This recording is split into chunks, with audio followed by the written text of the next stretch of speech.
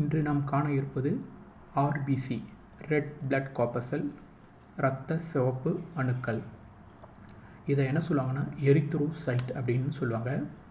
இந்த ஆர்பிசி பார்த்திங்கன்னா பிளட்டில் அதிகமாக காணப்படக்கூடிய இரத்த அணுக்கள் செல்களில் மிக முக்கியமாக இருக்கக்கூடியது இந்த ஆர்பிசி. இது பார்த்தோன்னா 5லேருந்து 5.5 மில்லியன் பார்த்தோன்னா ரத்தத்தில் பார்த்தீங்கன்னா ரத்த செல்கள் மில்லிமீட்டர் க்யூப்பில் ரத்தத்தில் காணப்படுது அப்படின்னு சொல்கிறாங்க. இது பார்த்தீங்கன்னா எங்கெங்கே இருக்கும் அப்படின்னு பார்த்தா எலும்பு மஜ்ஜையில் காணப்படுகிறது. மனிதனில் எலும்பு மஜ்ஜையில் காணப்படுகிறது.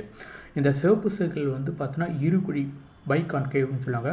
குழி வடிவத்தில் இருபுறமும் மேற்பொருள் குழிவாக காணப்படக்கூடியது. பாலூட்டிகளில் பார்த்தோன்னா கரு இல்லாத, அது பார்த்தீங்கன்னா நியூக்ளியஸ், அது முழுமையாக இல்லாமல் கரு இல்லாமல் சிவப்பு செல்கள் காணப்படுகின்றன. இது 3 நிலைகள் காணப்படுகின்றன. ஒன்று உற்பத்தி நிலைகள், முதிர்ச்சி நிலை, அழிவு நிலை. அதாவது உற்பத்தி நிலை எரித்ரோபயோசிஸ் அப்படின்னு சொல்லுவாங்க. அதுக்கப்புறம் ஹீமோக்ளோபின் நிரம்பி இருப்பதால், அதாவது ஹிம் என்ற அயனும் இரும்பும் குளோபின் என்ற புரதமும் இருக்கிறதால அது பார்த்தீங்கன்னா சிகப்பாக இருக்கிறது. சராசரி பார்த்தீங்கன்னா 12-16 கிராம் 100 மில்லி லிட்டரில் பார்த்தீங்கன்னா 100 மில்லியில் பார்த்தீங்கன்னா ஒரு டெஸ்ட் டியூப்பில் எடுத்திங்கன்னா அதில் காணப்படும் ஆரோக்கியமாக இருக்கக்கூடிய ஒரு மனுஷனில். இது பார்த்தீங்கன்னா வாயு பரிமாற்றம், கேஸ் எக்ஸ்சேஞ்சஸில் மிக முக்கிய பங்கு வகிக்கிறது.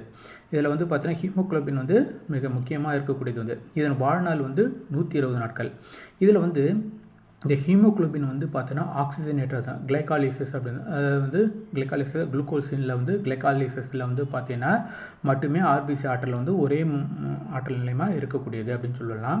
அதுக்கப்புறம் முதிர்ச்சி அடைந்த, அதாவது கடைசியாக எங்கே முதிர்ச்சி அடைந்து பார்த்தீங்கன்னா எங்கே முடியும் பார்த்தீங்கன்னா வாழ்நாள் முடியும் பார்த்தா மண்ணீரல். இது கல்லறை தோற்றம், கிரேப் யார்ட் அப்படின்னு சொல்லுவாங்க. கடைசியாக இருக்கக்கூடிய முடியக்கூடிய இடம் பார்த்தீங்கன்னா முதிர்ச்சி அடைந்தது பார்த்தீங்கன்னா இது முக்கியமாக என்ன பண்ணுறது, ஊட்டச்சத்துக்களை செல்றதுக்கு மிக முக்கிய பங்கு வகிக்கிறது. அதேமாதிரி நுரையீரலில் ஆக்சிஜன், கார்பன் டை ஆக்சைடை கொண்டு செல்வது இருக்கும்.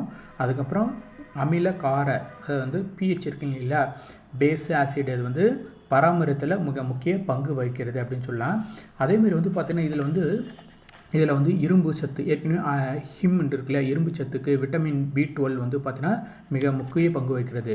இந்த இரும்பு சத்து அயனில் இருக்கக்கூடிய கீரை வகைகளை நம்ம அதிகமாக எடுத்துக்கணும்னு சொல்லுவாங்க. அதுதான் இரும்பு சத்து நிறைய இருக்குது.